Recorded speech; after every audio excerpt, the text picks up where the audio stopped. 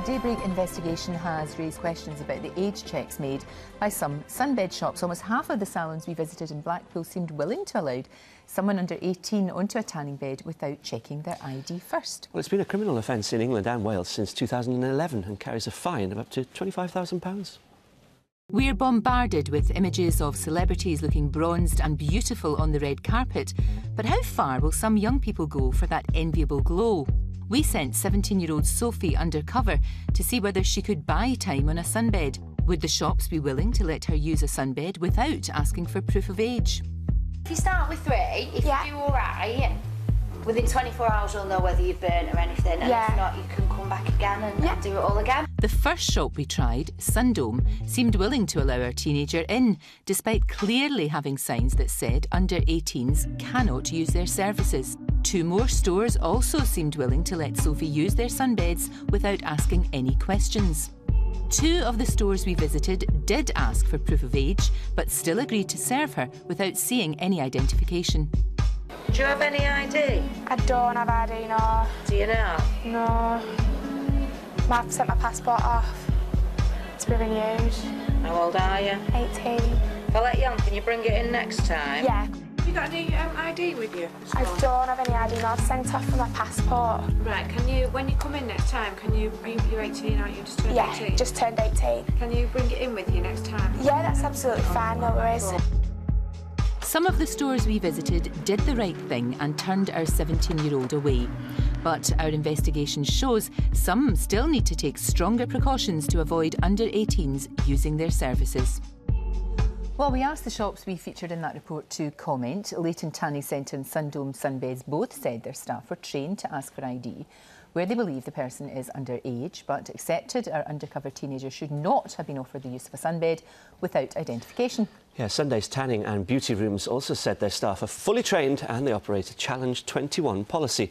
They said our investigator portrayed herself and looked over 21 to them, so they asked her to bring ID next time to add to their records.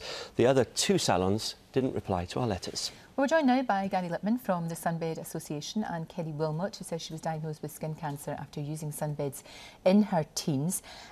Interesting this, and actually quite disturbing. I mean, Cancer Research UK have got information that they say that using a sunbed for the first time before you're 35 years old means the risk of skin cancer increases by 59%. You must be very worried about that, surely. Not at all, because if you look if you look deeply into that report, actually they were talking about UV devices, and they were more talking about devices used for medical purposes. When you isolate research into sunbeds alone, proper use of sunbeds in a facility trained by us, the Sunbed Association, there's no risk at all. You don't think there's any risk? It's proven there's no risk. A recent survey in Leeds, conducted by Cancer Research themselves, where they tested professional sunbeds alone, could not prove. So you don't think these statistics by Cancer Research UK, you're dismissing them? As I said, they're not talking about professional sunbeds. So what about somebody like Kerry, who was using sunbeds and believes that that's what's led to her skin cancer? It's impossible to isolate sunbed use and sunbathing. I rather suspect that it was due to sunbathing in excess. And health concerns are caused by burning, not by tanning. Tanning is an entirely natural process. Would you be happy to use a sunbed every single day? Would you be happy to go and use that every single day? Absolutely not. The Sunbed Association has a very strict and robust code of practice, and all our members are trained, they're tested, and we look out for people who shouldn't. What's safe? If you're saying we recommend that no more than 60 sessions a year. Right. So on average, less than just over 1 a week. And were you doing much more than that, Kerry? I had a facial solarium in my bedroom, and I used to sit in front of it to tan my face. In the sunshine, I always had 100% UV sunglasses on. If you look at any picture of me, you will see that my face here was completely protected. My skin cancer, my melanoma, was caused directly by this solarium, directly by it, and there is no doubt about it. You can look at my face and you can see that it was. You can also ask any of the people in my support group who have then gone on, their families have gone on to die from using a sunbed. You can ask any of them if they are willing to say that they're safe. They are not, especially to teenage skin. It is just too dangerous. Let's be clear, this is an opinion, not a medical fact.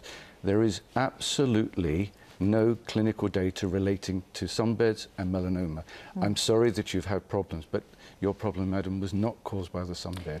And any doctor that says it, it's highly speculative and huge conjecture. So will you be taking the World Health Organization, will you be taking Brazil, will you be taking Australia on board and getting them to reverse all the evidence that they have?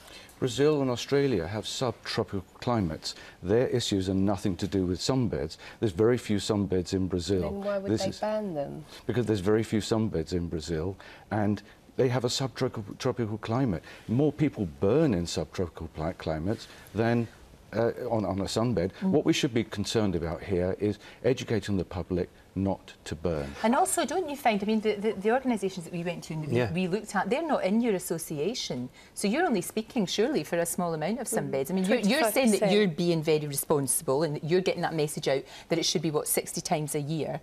But there's other operators out there who aren't following your guidelines. Then clearly. I encourage your viewers to seek out members of our association. Look on our website, sunbedassociation.org.uk, and ask for members of our association where you can be assured that you will be properly looked after. It's about appropriateness. It's about looking for skin type, looking for people with sensitive skin and saying, no, you shouldn't be tanning. The vast majority of the British public can tan, do tan, enjoy tanning perfectly safely. So we did send a girl in her school uniform to the same 11 salons in Blackpool and she was turned away. So how can your industry do more to stop young people getting access to sunbeds when the age isn't obvious? It's all industries where there are age restrictions. We do have situations where teenagers do try and get into nightclubs, to bars, and we're subject to exactly the same concerns. But our members are fully trained to ask, if you look under 21, please bring ID. None of the salons that you identify were members of our association. I would still argue with you that they're putting your industry, they're giving your industry a bad name by allowing those girls in. I'm not here to defend bad practice. Anybody that breaks the law, and it is a law under 18, you should turn over your evidence to the appropriate authorities. We will maintain and will always maintain that using a sunbed properly and responsibly is perfectly healthy. Okay. Well, listen, thank you both for coming in. Clearly, there's going to be lots more debate about this, but we appreciate both of you coming in. Thank you.